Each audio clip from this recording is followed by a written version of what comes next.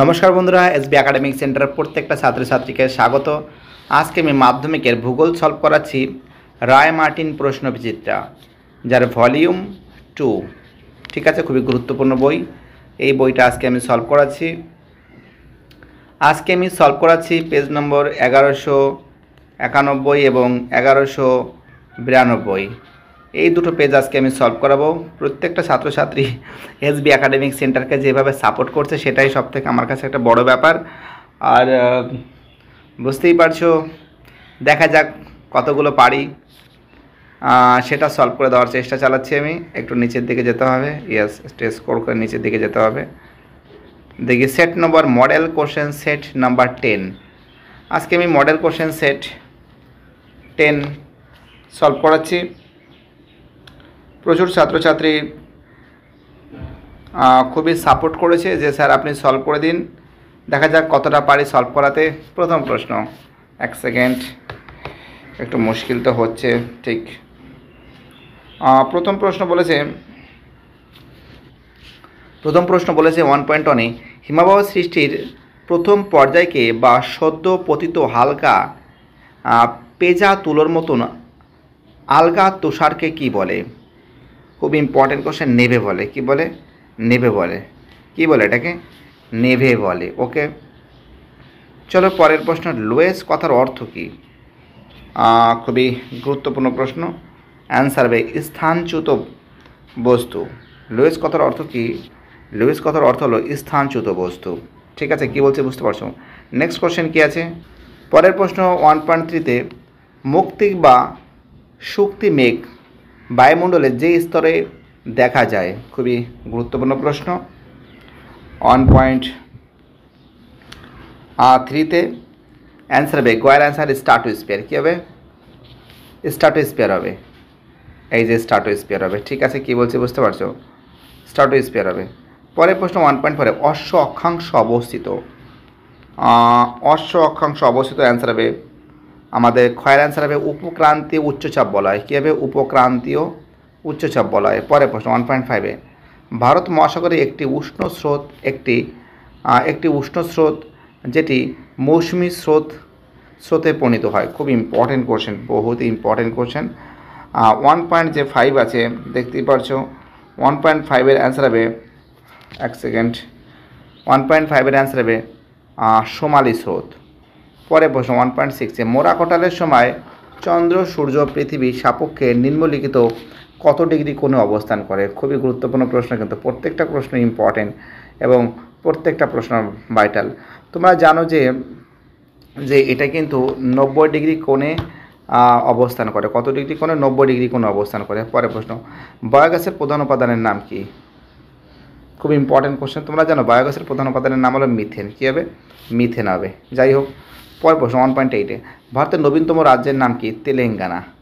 পরের প্রশ্ন মালাবার উপকূলের বালিয়াড়িকে কি বলে? এই কোশ্চেনটা অনেকবার আমি দেখেছি। 1.9-এর যে প্রশ্ন আছে, তো তোমরা একটা জিনিস মাথায় রাখবে যে এটা কিন্তু থেরিস বলে। ঠিক আছে, কি বলে? যে মালাবার উপকূলে বালিয়াড়িকে কি বলে? থেরিস বলে। ঠিক আছে, কি বলে? থেরিস বলে। ওকে, থেরিস কোথায়? হ্যাঁ, কতে থেরিস বলে। পরের প্রশ্ন আমাদের নেক্সট কোশ্চেন, এটা থেরিস হবে। পরের প্রশ্ন 1.10 ভারতের বৃহত্তম বহুমুখী নদী পরিকল্পনা। এ তো সবাই জানে, ভাকার নাঙ্গাল পরিকল্পনা, ভাকার নাঙ্গাল। ঠিক আছে, পরের প্রশ্ন জায়িদ ফসলের উদাহরণ দাও। বাদাম। গ্লোবাল শিল্প বলা হয় কাকে? এই আর একটা কোশ্চেন, খুব ইম্পর্টেন্ট। কিন্তু আমরা দেখতে পাচ্ছি যে গ্লোবাল শিল্প বলতে বোঝানো হয় তথ্য প্রযুক্তি শিল্পকে। কী বলা হয়? তথ্য প্রযুক্তি শিল্পকে বলা হয়। কাকে বলা হয়? তথ্য প্রযুক্তি শিল্পকে কিন্তু আমরা দেখতে পারি গ্লোবাল শিল্প বলা হয়। তথ্য প্রযুক্তি শিল্প আমরা কেড়ে দিচ্ছি। ইয়েস, তথ্য প্রযুক্তি শিল্পকে বলা হয়। পরে প্রশ্ন সঠিক পদ্ধতি মেনে ভারতের প্রথম পূর্ণাঙ্গ আদমশুমারি করা হয় 1881। ভারতের প্রথম সফল উপগ্রহটি হলো, তো এটা তো জানো, কয়ের অ্যান্সার হবে। যাই হোক, মোটামুটিভাবে এইগুলো সলভ করা হয়েছে। আর প্রত্যেকটা ছাত্রছাত্রী যেভাবে সাপোর্ট করছে সেটাই আমার কাছে একটা বড় ব্যাপার। সবাইকে অসংখ্য ধন্যবাদ। এরপর আমি বাকি যে প্রশ্নগুলো আছে সেই বাকি প্রশ্নগুলো কিন্তু সলভ করব। ঠিক আছে, কী বলছে বুঝতে পারছো? সলভ করে দেবো। চলো প্রথম প্রশ্ন কী আছে বিভাগ খতে। হ্যালো, শুনতে পাচ্ছ তোমরা? যাই হোক, এবার আমি খ বিভাগ সলভ করাবো। প্রথম প্রশ্ন 2.11, পর্যায় প্রক্রিয়ায় সৃষ্ট ভূমিরূপ হলো বহির্বিধৌত সমভূমি। খুবই গুরুত্বপূর্ণ প্রশ্ন, দেখতেই পারছো। তো তোমরা জানো যে আমাদের এসবি একাডেমিক সেন্টার কিন্তু সমস্ত সাবজেক্ট আমরা কিন্তু সলভ করে থাকি। আর তোমরা যেভাবে আমাকে সাপোর্ট করছো সেটাই আমার কাছে একটা বড় ব্যাপার। খুব গরম গরম লাগছে। তো দেখো, এটা কিন্তু ভুল আছে, প্রথম কোশ্চেন কিন্তু ভুল। পরের প্রশ্ন বলেছে 2.12, ভন রিক্টোফেন প্রথম ওয়াদি শব্দটি ব্যবহার করেন। তো দেখো, কিন্তু এই ভন রিক্টোফেন ব্যবহার করেছেন, ঠিক আছে, কিন্তু ওয়াদি নয়, ইনি ব্যবহার করেন লোয়েস। কী ব্যবহার করেন? লোয়েস কথাটি প্রথম কিন্তু ব্যবহার করেন, লোয়েস। লিখে রাখবে লোয়েস, ঠিক আছে, পরীক্ষায় কাজে লাগবে। পরের প্রশ্ন, লু একটি আর্দ্র শীতল প্রকৃতির বায়ু। না, লু একটি উষ্ণ বায়ু। হ্যাঁ, উষ্ণ বায়ু। আর উষ্ণ সমুদ্র স্রোতের সঙ্গে হিমশৈল ভাসমান অবস্থায় আসে। উষ্ণ সমুদ্র স্রোতের সঙ্গে হিমশৈল ভাসমান। আচ্ছা, যদি সমুদ্র স্রোত যদি উষ্ণ থাকে, তা সেখানে হিমশৈল থাকে কী করে? কী বলবো কোশ্চেনটা, কী করে থাকে? উষ্ণ যদি থাকে সেখানে আর বরফ হিমশৈল থাকে ধরি, মানে কি বলবো আর, একদম ভুল। পরে ছত্রপতি শিবাজী আন্তর্জাতিক বিমানবন্দর কলকাতা অবস্থিত। না, মোটেও নয়, এটা মুম্বাইতে অবস্থিত। মুম্বাইতে অবস্থিত, ঠিক আছে। কোথায়? মুম্বাইতে অবস্থিত, লিখে রাখবে। নয়ার স্টার ঝড়টি বরদৌসিলা নামে আসামে পরিচিত। একদম ঠিক। এটা কী হবে? আমাদের কিন্তু ওয়েস্ট বেঙ্গলে কালবৈশাখী জল, যেটা আসামে বরদৌসিলা নামে পরিচিত। একদম ঠিক আছে, সঠিক অ্যান্সার।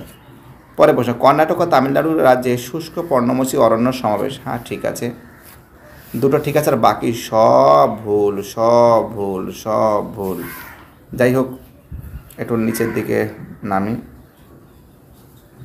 পরের প্রশ্ন, এবার বলেছে শূন্যস্থান পূরণ করো।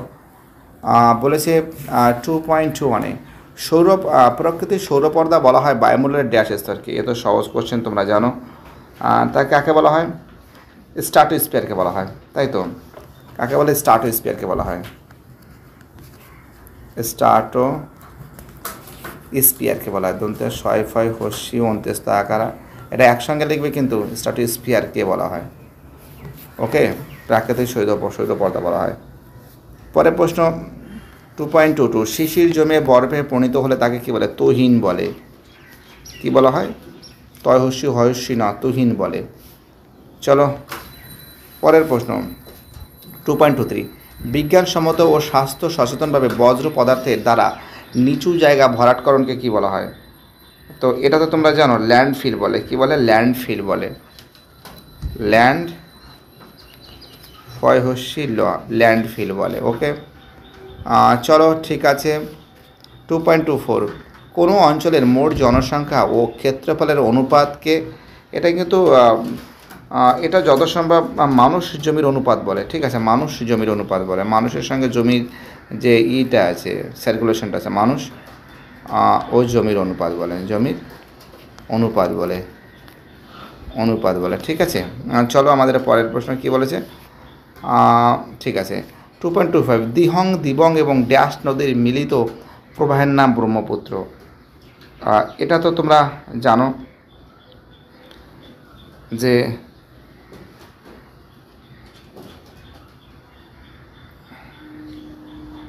এখানে কিন্তু হবে তোমাদের শিয়ং, দিহং, দিবং এবং শিয়ং, ঠিক আছে। কী হবে? শিয়ং হবে, মানে দিহং, দিবং আর শূন্যস্থান হবে শিয়ং। এই শিয়ং নদীর মিলিত প্রবাহের নাম হলো ব্রহ্মপুত্র, ঠিক আছে। পরের প্রশ্ন আমাদের কি বলেছে, একটু সরে যাই। নেক্সট প্রশ্ন বলেছে ড্যাশকে ভারতের ম্যানচেস্টার বলা হয়। আহমেদাবাদকে কাকে বলা হয়? আহমেদাবাদকে বলা হয় ভারতের ম্যানচেস্টার। চলো ঠিক আছে। পরের প্রশ্ন কি বলেছে, ভারতীয় মহাকাশ গবেষণা সংস্থার ড্যাশ স্থানে অবস্থিত। তোমরা জানো যে এটা ইসরো, এটা কিন্তু বেঙ্গালুরুতে অবস্থিত, ঠিক আছে। বেঙ্গালুরুতে অবস্থিত, ঠিক আছে, যার নাম কি ইসরো, ISRO, যেটা বেঙ্গালুরুতে অবস্থিত। চলো ঠিক আছে, এইগুলো করে দিয়েছি। এবার আমি চলে আসি এই দিকে। কি বলেছে 2.3 প্রশ্ন, ভারতে একটি পিরামিড চূড়ার নাম লেখো। তোমরা একটা কাজ করতে পারো, পিরামিড চূড়ার নাম তোমরা নীলকণ্টক এবং ম্যাটারহর্ন, নীলকণ্টক এবং ম্যাটারহর্ন, নীলকণ্টক আর কি আছে ম্যাটারহর্ন, ময়জাফল আকার টয়কার ম্যাটার হর্ন নয় রে, নীলকণ্ঠ এবং ম্যাটারহর্ন। ঠিক আছে, কি বলছে লিখতে পারো। 2.32 ভূপৃষ্ঠের সমান্তরালে তাপের সঞ্চালনকে কি বলে? একটু ডাউট হচ্ছে, মানে পরিবহন হবে, পরিবহন। ঠিক আছে, চলো পরের প্রশ্ন, কোন স্রোতের প্রভাবে শীতকালে জাপান উপকূলে উষ্ণ থাকে? কোন স্রোতের প্রভাবে? এটা কিন্তু তোমাদের ফ্রন্ট বায়ু। ঠিক আছে, ফ্রন্ট, একটু ডাউট হচ্ছে, ফ্রন্ট বায়ু স্রোতের ফলে হচ্ছে, ফ্রন্ট নয় যত সম্ভব, ফ্রন্ট বায়ু সমুদ্র স্রোতের ফলে কিন্তু জাপানের উপকূল উষ্ণ থাকছে, ফ্রন্ট বায়ু। যদি কোনো কোশ্চেনে একটু গন্ডগোল হয় প্লিজ তোমরা কমেন্টে জানাবে। ঠিক আছে, 2 পয়েন্ট, তার জন্য আমি আন্তরিকভাবে দুঃখিত, যতটা পারি চেষ্টা করছি করার জন্য। 2.34 অ্যাপোজি অবস্থানে পৃথিবী ও চাঁদে। আচ্ছা দেখো, একটা জিনিস মাথায় রাখবে যে অ্যাপোজি ছিল 14 কোটি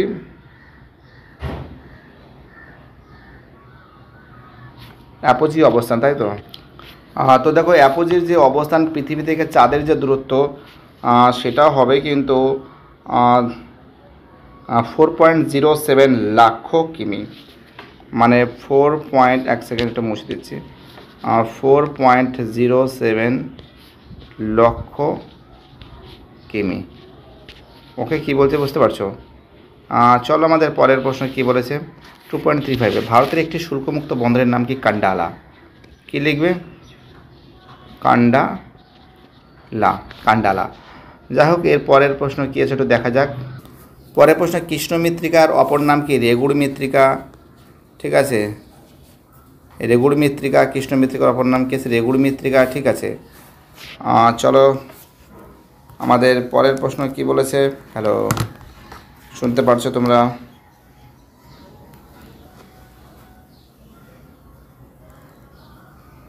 আমাদের পরের প্রশ্ন বলেছে যে 10 ডিগ্রি চ্যানেল, এই যে কোশ্চেনটা, এই কোশ্চেনটাও কিন্তু খুবই ইম্পর্ট্যান্ট আছে বলে আমি মনে করি। আর তোমরা বাড়িতে বসে কিন্তু এই সমস্ত প্রশ্নগুলো কিন্তু ভালো করে প্রিপারেশন নেবে। আমি বলতে পারি এখান থেকে কিন্তু তোমাদের পরীক্ষায় কিন্তু 100% আসবে এবং তোমাদের ভালো করে পড়াশোনা করা উচিত। এটা তো জানো, কৃষ্ণ মৃত্তিকার, 1 সেকেন্ড, কৃষ্ণ মৃত্তিকার অপর নাম কি? রেগুড় মৃত্তিকা। কি মৃত্তিকা? রেগুড় মৃত্তিকা। ঠিক আছে, রেগুড় মৃত্তিকা। ওকে, পরের প্রশ্ন বলেছে যে 10 ডিগ্রি চ্যানেল কোন দ্বীপপুঞ্জে বিচ্ছিন্ন করেছে? তোমরা জানো যে এই 10 ডিগ্রি যে চ্যানেল আছে এটা কিন্তু আমাদের কিন্তু বঙ্গোপসাগরে। ঠিক আছে, 10 ডিগ্রি চ্যানেল একটি চ্যানেল যা বঙ্গোপসাগর অবস্থিত। কোথায় অবস্থিত? যা বঙ্গোপসাগর অবস্থিত, আন্দামান দ্বীপপুঞ্জ। ঠিক আছে, মাথায় রাখবে কী দ্বীপপুঞ্জ, এটা লিখে দিচ্ছি বানামটা, আন্দামান, আন্দামান দ্বীপপুঞ্জ, তাই তো? দয় দীর্ঘি পোয়া দ্বীপপুঞ্জ, আন্দামান দ্বীপপুঞ্জ এবং কোথাকার নিকোবর দ্বীপপুঞ্জকে বিভক্ত করেছে। নিকোবর দ্বীপপুঞ্জকে বিভক্ত করেছে।